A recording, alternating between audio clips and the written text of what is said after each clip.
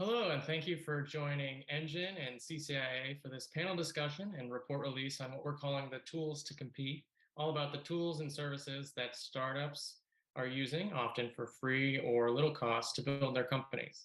My name is Nathan Linfors, and I'm the policy director at Engine. In case anyone in the audience might be unfamiliar, Engine is a Washington, D.C. based nonprofit that works with startups and policymakers across the country to promote pro-startup, pro-innovation, pro-entrepreneurship policy. I'm thankful to be joined shortly by a panel of three experienced startup founders and eager to bring them into the conversation. But I first want to give a brief overview of the new report and why we think it is important for startups, for startup supporters, and for policymakers alike. When we talk about startups across the country, we usually talk about them as an ecosystem. That's because the startup ecosystem is exactly that. It's an interdependent system of startups, startup support organizations, mentors, investors, service providers, and others, all working to support startup growth and success through the provision of guidance, capital, and other critical resources. And each of those components is critical to the success of individual startups, individual startup ecosystems across the country, and the overall growth and success of the US startup ecosystem. Taking full stock of this interconnectedness is really important for policymakers so they have a robust understanding of the various ways that policies they might be considering will impact startups. For example, policies impacting who and how people can invest their resources in private companies obviously impacts those investors, but it clearly impacts startups looking to receive investment as well. In the same way, a policy impacting a product in a startup's tech stack will obviously impact the company that makes that product, but it'll also impact startups that use it. And that's what this report is all about. It's about lending the context and background that's needed in all sorts of different policy conversations happening today in Congress, at agencies, or in state capitals across the country. To do that, we ask startups and entrepreneur support organizations about the tools they or the startups they work with are using to build, run, and grow their companies. We heard from startups as young as 1 year old, just founded last year, to old as 14 years old. From startups with just a couple of co-founders that started the company, to as many as 100 employees. From bootstrap companies to those that raised tens of millions across multiple venture rounds. And we compiled those responses into this report and did our best to sort the hundreds of examples they shared. In addition to education for policymakers, the report can also serve as a guide to other startups about the tools their peers are using, and we think that's really important also. Through this, we see that startups use multiple tools as building blocks for their companies. 100% of the surveyed startups were using 3 or more different tools. Those tools, like various web hosting services, code repositories, or collaboration tools, or all sorts of myriad other tools, are also often available to those startups for free or little cost, helping to lower barriers to entrepreneurship and opening the door to more people from more backgrounds in more places across the country to start and grow companies. I could talk about this at length about the tools and services startups are using, but we're fortunate to have 3 much more knowledgeable founders with us, people that have done this stuff, that built companies with us today. And so I want to turn now to our panel and have them introduce themselves, starting with Patrick, then Joshe and Sedale. Take a minute to introduce yourselves and tell us about your companies. Yeah, so thank you again for having us on, Nathan. My name's Patrick, and I'm one of the 3 co-founders of Abstract. We go by abstract.us, so sometimes we get confused by various other abstract things, no pun intended. So long story made short, we started the company with the mission of making government more transparent and make the process of lobbying government more accessible to more people. So in essence, what we've built is a project management tool that allows any sort of nonprofit, corporation, or lobbying firm to more easily track the status of bills and legislation as the bills go through the various committees in California. So you have over 5,000 bills in California introduced every year, really hard to keep track of all that. Our software uses AI to streamline that process. And the long-term vision is to make that accessible to the everyday person. So that's a little bit about us. Awesome. Joshe? Awesome. First off, thank you so much for everybody that's joining the conversation. To give you a little more context, I'm originally from Ecuador. I've been based in New York for the past 7 years, and here I founded Airpals, which is a B2B platform that helps teams to book and coordinate local courier or messenger services. And I came up with the idea through my experience dealing with supply chain and logistics. In during my time at working at the fashion industry, which I did for almost a decade. So yeah, that's pretty much that about me. Awesome. Sedale? Yeah, great. Thanks for having me on, and super excited to dive into the conversation. I'm one of the co-founders of OpenGrants. We are the easy way to win grant funding. So we streamline access to grant funding, make it more transparent and accessible. The upshot of that is, like, if you're looking for grants, or if you don't know that you might be eligible for grants, you can log onto our platform for free, sign up, create a profile, and we'll match you to the funding that's appropriate for your organization or the work that you're doing. And yeah, we're very excited to be diving into this conversation. I think, grant funding is one of those tools that I think is really underutilized. So I'm excited to chat more about that. Awesome. Yeah, I agree. I want to turn to those tools that you all use to build your innovative and unique and needed companies. And so let's dig more granularly in there, starting in the same order. Tell us a little bit about the products and services you use to build your companies.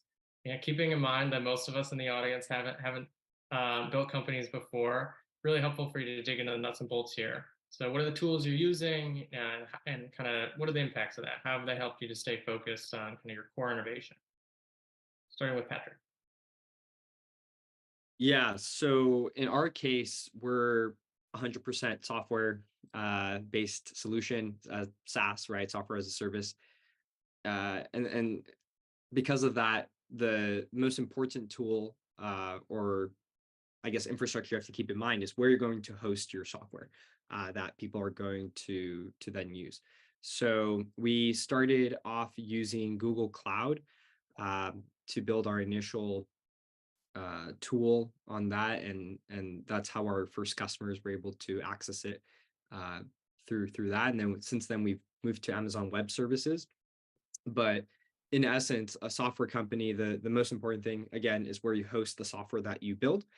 But then there's a lot of other tools that are really important, such as the tools that your developer use to code with one another.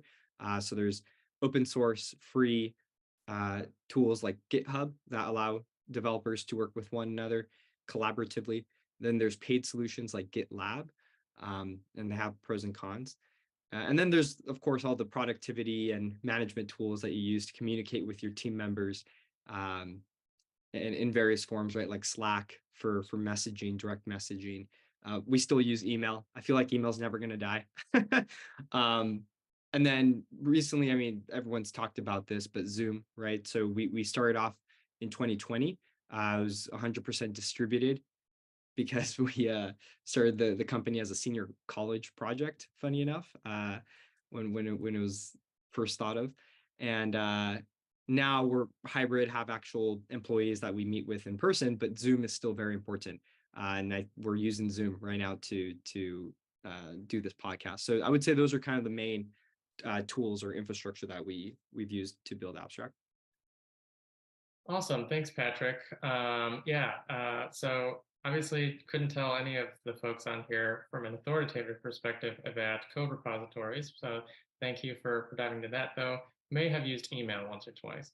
I'm going to turn to Joshe for a little bit about the tools you're using and kind of how they help you stay focused on building Airpals. Yeah, perfect. So let me just start by the very beginning on how I did it when I launched Airpals. And just as a quick note, I didn't have any resources. So we launched Airpals in the middle of the pandemic. So priority for me was to make sure that I can last the pandemic without salary, so I can fully dedicate to Airpals. And one of the things that now I realize that time is your more scarce resource, and that's it's something that you need to have in mind as a founder. So how you make the most of during the day, right? And the first tool that I want to bring up to everybody's attention is that in order to fully perform and execute with a lack of resources and tools is your brain. Like that's your first tool. So you need to take care of it. And the best way to do it is eating properly. So when I say time is the best resource that you can have in mind, I want to tie it with people think that using things to make it more convenient that save time is the right way to do it. I think thinking about a delivery, right?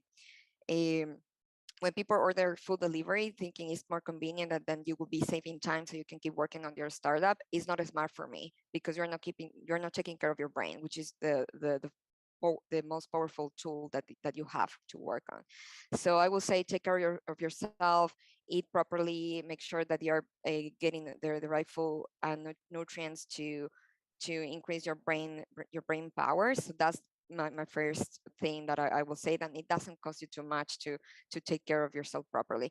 Then the first thing I did to get things off the floor was to launch a Kiva campaign, because as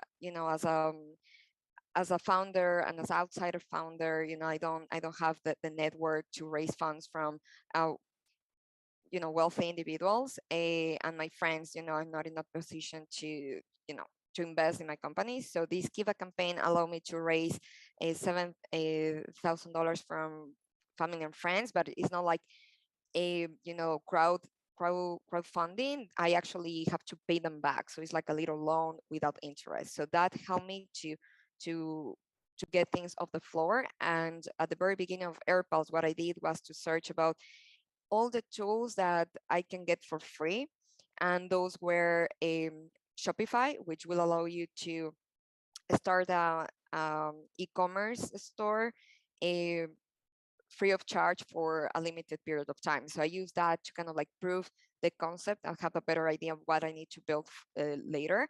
And then to get the first customers on our door, first I reach out to my own network to let them know that I'm doing, and if somebody's interested. So that didn't cost me anything. I did it over email. And then I use the Google Ads credits, then they will give you $500 on your first ad if you're a new business. And then I use Yelp, which gave us like $300 in ads. So that's how we got our first customers, and we were able to kick things off at Airpals. Awesome. That's a really fulsome answer. Thanks. And yeah, good points on taking care of yourself. There's no company if there's no founder, right? So yeah, I presume we'll circle right back to that question of time and limited resources. But I want to get to Sedale here for a little bit about the tools you use to build OpenGrants. Yeah, I mean, I think a couple things that maybe haven't been touched on, because we are also a SaaS platform, so used a lot of the similar things that Patrick in particular did, built on AWS. They were able to provide us a lot of credits and like hosting credits there, and they've been a great partner, both from like a mind share, but also providing those free. We didn't pay an AWS bill for 4 years, which is amazing because it's real expensive once you start paying. But those kinds of things help you get off the ground. But I think one of the things that I loved about this go around is we're able to use an incorporation service where basically you just like pay $500 and they put your Delaware C Corp together and do all your like startup paperwork. And that's such a time saver. And then you can once you raise some money, you can go hire attorneys and have them fix stuff. But like that that thing gets you off and running so that you have a bank account and you can raise capital and that you're well positioned, generally speaking. And there's other nuances you can tackle in the future, but that was a great tool. And then we use Stripe to actually pre-sell a bunch of access to our platform. And that's another amazing tool because it doesn't cost you anything to get set up. As long as you have your EIN and a bank account, you're off to the races, and they process payments for you, right? And that used to take a long time to set up that kind of infrastructure, and now you can get selling in a few minutes. And so that was a huge benefit for us. We were able to pre-sell a bunch of access to our platform, which allowed us to bring in some capital to continue building. And the other thing we did a lot of was building and iterating in no code. So we are a marketplace driven SaaS product. And so what we would do is before we actually, committed to developing a solution, we would build it in Airtable and Stacker, were the tools we used, which is Airtable is kind of a no-code database, and Stacker is like the front end, right? So when you think of a software application, you have your back end and front end, and in the no-code world, Stacker is your front end, and Airtable can be your back end. And we would iterate on concepts and test out, iterations of the platform and features in no code, which would save us a lot of time. So we didn't have to pay our developers to go do that, and they could work on core product and such. So we used Stacker, Airtable, and a variety of no code solutions to, iterate on the early versions of our platform and get traction. Yeah, and also Nathan, one time, two like just came to mind. Tools is like Xero QuickBooks accounting, highly underrated how much time that saves, and you don't have to hire somebody to reconcile accounts and transactions. And Gusto was super valuable for setting up payroll. That used to be something that you'd have to hire an external, third-party agent, a lot of money to do payroll and benefits and all that, but Gusto takes care of that, and it's like really cheap. So super underrated. Yeah, thanks, Patrick, and everyone for those responses. And I think it really highlights, startups have limited resources, especially when you're starting out. I think like the nationwide average isn't like till 2 years old, 2 years in that your, a startup will raise, kind of a formal seed round, right? Until that point, you're bootstrapping. Like Joshe said, you're putting together a no interest loan, relying on grants maybe from OpenGrants that you found on OpenGrants, personal savings, et cetera, et cetera. And so I want to go around again to see if there's anything you want to add in terms of the sorts of resources, not just money, but you talked a lot about time, engineering hours, et cetera, that you spent building your products, and then kind of a little bit more on the ways that the free tools or maybe the special pricing for startups that you've talked about maximize those or stretch the limited resources that you guys have. Let's start with you, Patrick, if you've got things to add. Yeah. Okay. I feel like I'm talking too much. No, but I think AWS and Google Cloud, I think were like in terms of actual programs, were really key. And if it weren't for the free credits that they gave us to start Abstract and host our software, I don't think we could have done it, because hosting your own software on like your own server is just impossible. It's very expensive. So I think we're at a point where that's the only viable way of doing it, at least if you're bootstrapping and you don't have a bunch of funds to go and host your own software. And there's a lot of other reasons why you don't want to host your own software. But yeah, I think those are the two main programs. They're startup programs that we took advantage of. Yeah, and I think that's definitely true in terms of startups generally, or at least what's reflected in the report. I think 100% of the startups are using web hosting services, so that just to make sure their site is online, and then another 69 using other cloud services, database services, etc. Sedale or Joshe, anything to add on the saving time, saving money here when you're starting out? Yeah, sure. I can add a couple of notes. So going back to the no-code tools and solutions, my personal approach is to be very intentional, not because a lot of companies like Notion, Airtable, and all of those provide credits for startups or are free to start with. You can use all of them, because as you grow your company, you cannot have everybody like in hundreds of platforms. So you need to be very intentional since the beginning, because as you grow, at some point you have to pay. So be very strategic of what you choose to use, and to be mindful that at the beginning is about making sure you're building the right it before building it. So the simple the better, and I would say no code tools is the best way to do it. And from there start to think like what technology, what languages you want to use, because if you choose something that is very new, like for example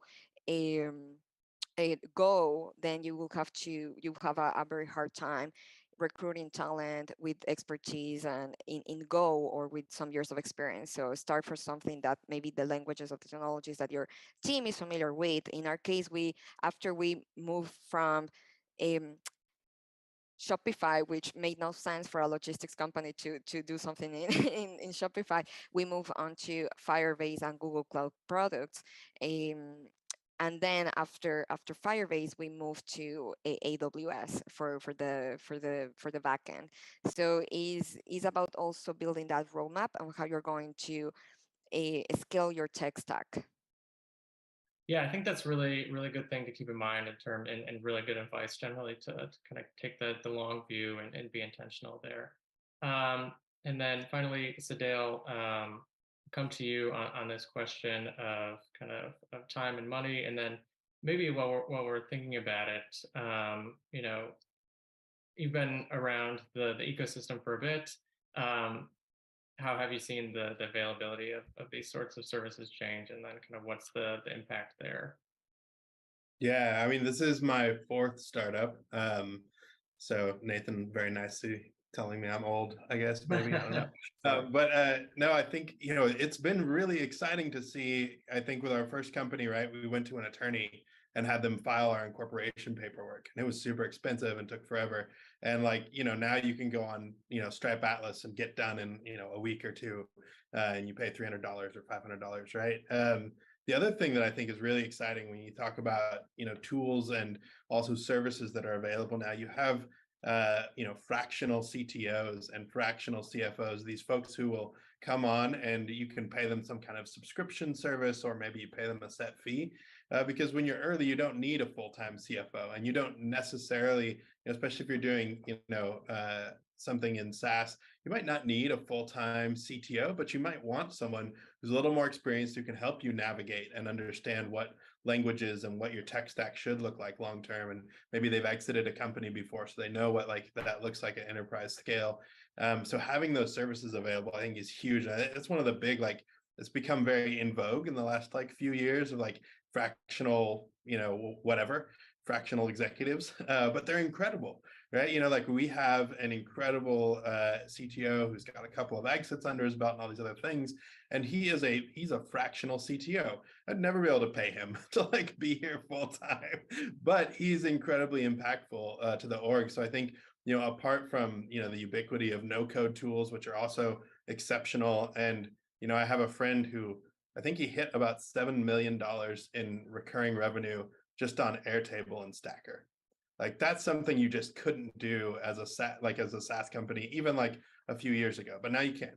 And so that transition in the industry is massive, and it's also super accessible, right? So you're looking at a company that was doing $7 million in revenue every year, that was paying $238 a month to Stacker, and $90, I think, to Airtable. It's incredible. The margins on that are just exceptional. And so I do love the fact that we are approaching this point where if you have a good idea, you don't necessarily need to know how to write code, or you just need to know how to solve that problem for those people. And you can get all these other services at really incredible low cost or no cost rates. Airtable offers credits for the first year.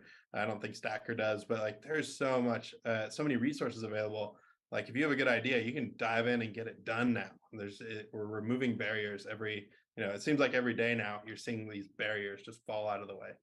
So that's super exciting.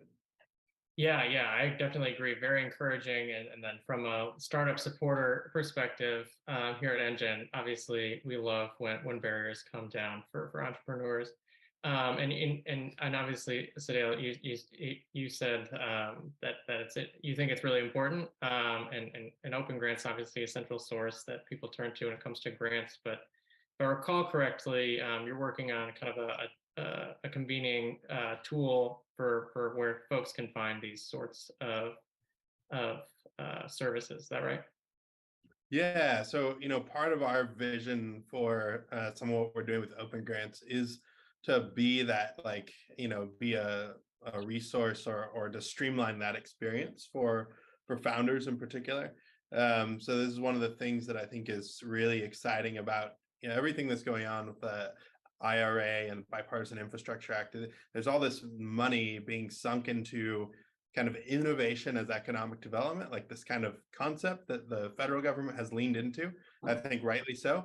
But at the local government level, where they have to like coordinate and get all this stuff done, and then like in the surrounding ecosystems, there's not there's some gaps in when it comes to capacity and understanding, and just they've got so many other things going on. It's not no fault of their own, but that's just not their core deliverable, right? Their core job.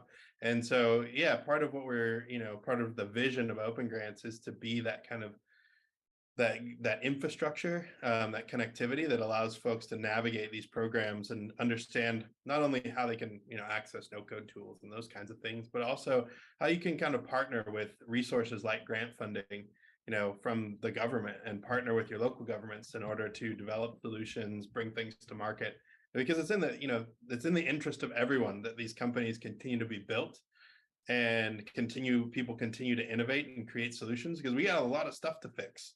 There's a lot of things to deal with, and there's a lot of smart people. And so I think it's this really exciting time where you're seeing like the collapse of all of these barriers. Like you can build some pretty impactful solutions by dragging and dropping things and having a basic understanding of like logically how a process works instead of having to write code. And on the other side, you have more funding than has ever been invested in the United States in the last few decades outside of the military. So there's an incredible amount of capital, and there's a lot of people who are looking to try to do work in more impactful spaces. You have people, flocking to work in climate, and people who are just like, and particularly during and post pandemic, are wondering, oh, do I really want this job, or do I want to do something more impactful, or maybe just looking for new jobs with all the layoffs happening. So there's this like perfect storm, and we are wanting to give people a good push in the right direction as they figure out their next steps. Yeah, you said in there that we have a lot of problems to solve, and I think we've got at least 3 of you working on different ones that need solving. So that's great. To this point, we've talked a lot about the services you all use, services startups use, how they're additive to your business, how they lower costs, how they lower barriers. CCIA and NERA economic research have looked into how external changes could result in increased costs for those services. So by one of their models, $3,000 per employee per year. So I just want to turn to each of you for your reactions. Why is it important that costs to startups for the tools they use to build stay low? What would it mean for you if some of the tools that you're using right now became more expensive? Or what would it have meant, starting out, getting off the ground, if the tools you've encountered were more expensive? Let's start with Patrick, then go to Joshe, and then back to Sedale. Great question. So I think I alluded to this earlier, but it just would have been practically impossible. We started Abstract as a engineering thesis project out of college, so we really had no money at all to put into anything. So the fact that all the tools we used initially to design and code and build that first prototype, all that was free. And if it wasn't free, at least initially, we would have never made anything. So I think that ties in with what Sedale was talking about in terms of a lot of these barriers have been removed and have allowed people across the board to create solutions to things that previously would have not had that opportunity, especially us coming from a background with no money to put into this. And then, of course, we're able to raise venture capital and whatnot, but we didn't raise venture capital funds until we had a product with people using it. And we would have never had that product with people using it if it weren't for those free initial trials of cloud hosting tools, messaging, etc. So that's kind of my take on it. And I used to come from like a film production background before engineering, so you're seeing that also in the storytelling space. I know we're focused on startups here, but you used to have to pay a lot of money to develop film and to record something. So I think we're seeing a lot of barriers removed in the storytelling space. And that actually is bleeding into the startup space as well, because a lot of what startups do is tell stories to raise money, to hire people, to get customers. So I think the barriers that are being removed in the storytelling arena and the startup arena, it's just like it's like this perfect storm that Sedale was talking about, and it's really beautiful to see all of it come together. Yeah, I definitely hear you there. I think that's a great example, and I imagine startups and saw that as a problem, and are a part of solving that problem and making creating and storytelling more accessible. Joshe, let's go to you for reactions, thoughts on if costs, you encountered higher costs or costs went up. Yeah, perfect. So I would love to connect Sedale's idea about a iteration and Patrick's about real interaction. So why is important to spend as less money as possible in the first days of the company is because you're going to make mistakes, right? And makes no sense to pay a lot of money while you're going to make mistakes, right? So make mistakes as cheap as possible, and as you prove as you validate the idea and the product with paying customers, because you need people with skin on the game to really take their feedback on, because free feedback, people just will comment on things that probably are going to send you the wrong direction. So that's the approach that we took, getting traction and getting money from customers from the first day. Also because you need to make sure that you're building something that is worth investing on. You need to build a business that is investable, right? To that is attractive for investors, and that's one of the main reasons why you need to keep your costs down, right? Because if you keep spending, you are decreasing your margins, and that's not a great business to invest on, right? So always try to keep costs down and high margins in the business. Absolutely. I think that's practical advice, to not spend money on mistakes, or especially when you know you're going to be making them. Yeah, and sorry, if you allow Oh, me no, to go add ahead. one more note, that goes back to the intention, right? You need to make, when you're going to create your projections, if you choose a Slack, as a free communication tool for your team, you need to think about how the cost will increase as you work your team, because they charge you per seat. So you need to think about those things when you choose a tool, and taking in consideration that, oh, I'm just going to use the Slack until we hit, 50 employees, and then we go to somewhere cheaper. Then the friction that will create in your team and your company making the transition, you need to think about the gain or the impact that will take on. Sometimes it's not everything about money, but also the impact that you're going to create in the culture of the company and the performance. So just a quick note there. Yeah, super helpful. Thank you. Sedale, your reactions on, if costs went up. Yeah, I think the big sort of existential threat to doing that is that we already don't have economic participation in an equitable way in the United States. And just from a statistics, like, you can forget about the morality of it or anything like that, but from a statistics standpoint, like, if you have less people building solutions and solving problems, you're not going to fix as many things, and you're probably going to miss out on some really incredible innovation.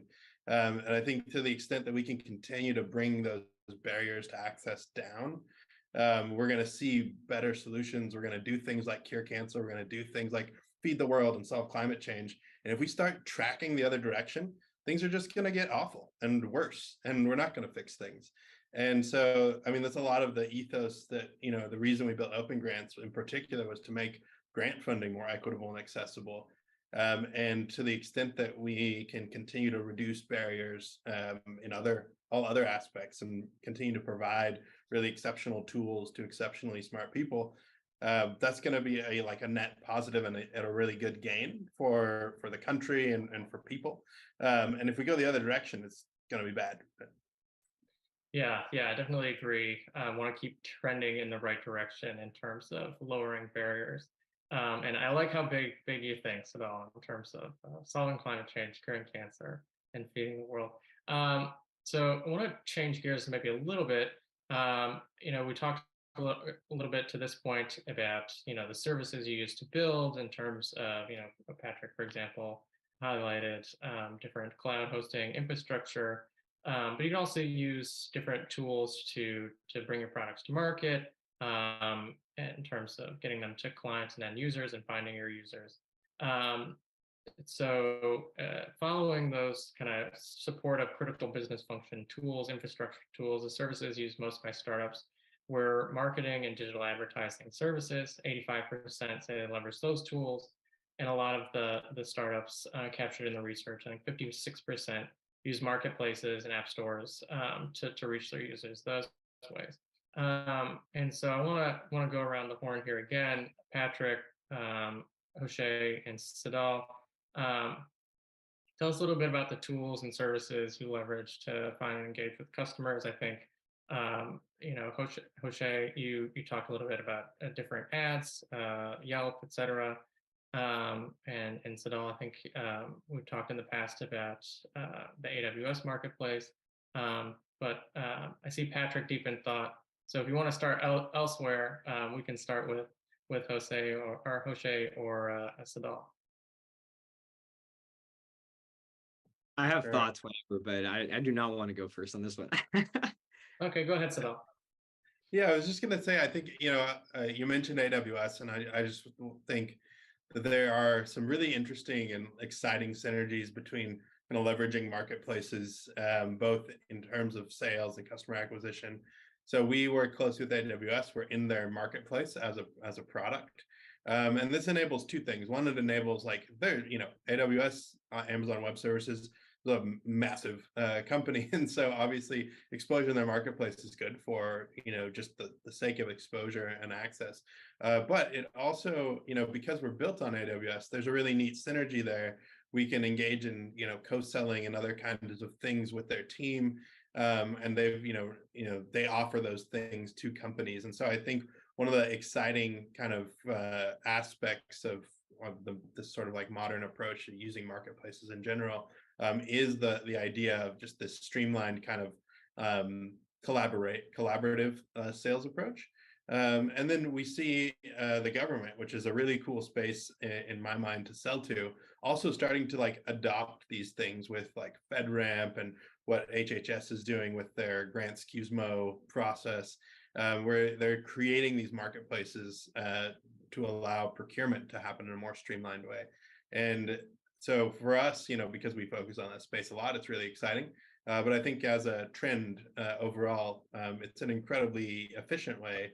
And that was the whole point of marketplaces in the first place. They're like, let's make sales efficient. So that's been exciting for us. That's what we've mainly leveraged, in fact, our marketplaces and then our own kind of network. But yeah, in terms of a tool, marketplaces have been great for us. Awesome. Yeah, definitely. We talked a lot earlier about the importance of time in startups, and it sounds like that's one tool that you can leverage to save some time.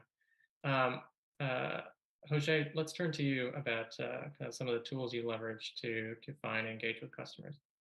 Yeah, sure. I can name a few that we use. First, a big shout out to Airtable. We use it across the board, not only to run some automations for our product, but also to have automations with customer-facing things, like for example, referrals, promotions, things like that. And when I mentioned at the beginning that we took advantage of the free credits for ads, now that the main priority as the company grows is to kind of stay away from paying to get more users and create a sustainable growth model with an organic loop and things like that. So now we're working towards that using our table as well for referrals. Other tools that we use are Klaviyo. I'm not sure if I'm pronouncing the name of this company correctly, but is similar to MailChimp, but the difference is that you can be super granular in terms of the automations that you build, triggers, workflows. So we're using that to have better segmentations of the people that we target through email marketing.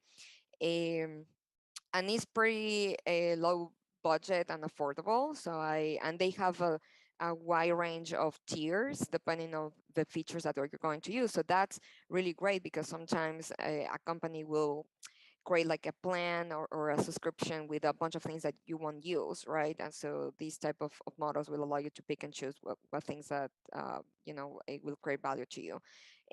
What else? We use Intercom, which is amazing. To talk to customers, and that allow us to connect everything with all to connect the flows with other tools like Airtable, for example, so we don't spend too much time copy and pasting emails from people that reached out to us, right? Because we were talking about the importance of time, right? So if you can find ways in which you can make things more smooth for your team and automate things, reduce friction, you will save time, and down the line you will save money. So when you look at tools, it's also important to see if the tools that you are choosing have integrations for other things that you are already using, right? Because then you mitigate the risk of having a very messy process and productivity with your team. So those are the things that we look on.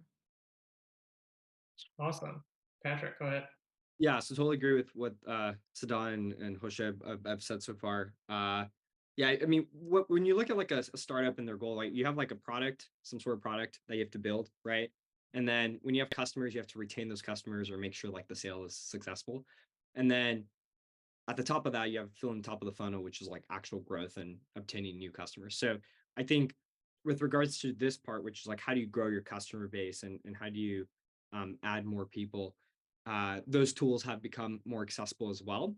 But the reason I've been deep in thought is it's kind of like a double-edged sword, because those tools are more accessible. People are more flooded than ever with email marketing and advertisements and whatnot. So in a way, the marketing and growth tools being more accessible is kind of hurt the effectiveness of those tools.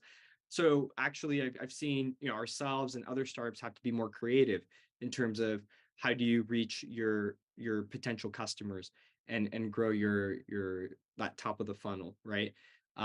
So in our case, we still use email, right? A lot of cold emailing, but we've actually relied on warm connections and assessing the network of our customers, because we work with lobbyists, trade associations. It's a network of customers that are very well integrated with each other. So we're leveraging community, and we're actually seeing that across the board with a lot more startups. Like instead of just blasting a bunch of emails or cold calling, there's a need to create genuine community that then brings other new customers organically to your product, to your community. And those tools are also becoming more accessible where you can host events more easily, keep a pulse on how your customers are doing, and then reach out to them when needed over text or phone calls. So those are my thoughts on kind of like the growth and marketing tools. And actually, I've seen a lot more shift towards community building as a need for that. Yeah, I think that's a great point that all three of you touched on. Really, is like your best ad is someone that person knows, one of your customers, giving a recommendation. So I see as we're winding down here on time as we approach the end of our conversation. I think there are two main takeaways for startups that might be in the audience. Heard a lot of great advice. I think I'm going to go start a startup now. Sorry, Kate, if you're watching. You heard a lot from these founders about how to build great companies, the tools that are available to them and to you as startups for free or low cost. And then for policymakers in the audience, you've obviously also watched the same conversation. You've heard about how barriers have come down, and really seeing some of the ways that the whole technology ecosystem is really interconnected. So lots of things to keep in mind when formulating tech policy, for example. One last time, I want to go around, Patrick, Joshe, and then Sedale. What are the key takeaways in your mind for policymakers, for startups, for others from today's conversation? I'll give it a shot. I think key takeaway is really like that, just reducing the barriers to creating a new company and startup, and that's how we're gonna create or solve the problems in a much more innovative way, and empowering communities that didn't have that before to solve problems that are specific to those communities or specific to a certain part of society. And so I'm really bullish on like the future of startups, and that's kind of the bread and butter of, in my opinion, our country. That's what makes the United States is our innovation, and the core to that innovation is our startups. And you make more robust startups by giving more tools and accessibility to more people to create those ventures and create those like safe playgrounds, so to speak, before they then raise money and then scale that.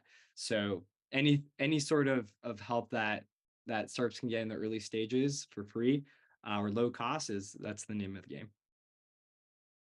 Awesome. I agree. Joshe? Yeah, similar to what Patrick said, I hope that as the startups that we're creating grow, like we don't forget that we once were startups. So it's our responsibility and to make accessible the tools that we're creating to other people that are coming after us. So yeah, just have that in mind as you grow your companies, because similar to Patrick said, if we didn't have at our fingertips these amazing tools and free tiers that the other companies created, we wouldn't be able to kind of like get things off the floor, and that was very helpful. So just don't forget that you were there for the rest of the people coming after. Yeah, definitely. And additionally, obviously, one reason that we appreciate all of you joining to share that expertise. Sedale, take us out. Sure. I mean, my kind of takeaway is that, the government built Silicon Valley effectively. It was, that incredible synergy between public-private partnerships. And frankly, more than 2/3 of the really cool innovations that have transformed the world started out as government-funded, government-backed research. So to the extent that policymakers can take a look at not only streamlining access to capital, but also removing some of the restrictions and obscurity around like tech licensing that's coming out of national labs. That's another incredible resource. We spend so much money. We have an incredible ecosystem of really smart people building really cool things. And the bulk of all that tech never makes it to the light of the day to a startup founder because it's hard and bureaucratic. So I think that's one big thing that I would love to see looked at more as we talk about barriers to access. Like, let's put more entrepreneurs and give them really cool tech that the feds have paid for and built. Yeah, that's the great call to action to end off with here. And thanks to all of you for taking the time out of running your companies to share your expertise, your experiences with us and those watching in the audience. And thanks to all of you watching for spending part of your afternoon with us. You can learn more and read the report at Engine's website or CCIA's Research Center website. But until then, thanks and take care. Bye, everyone.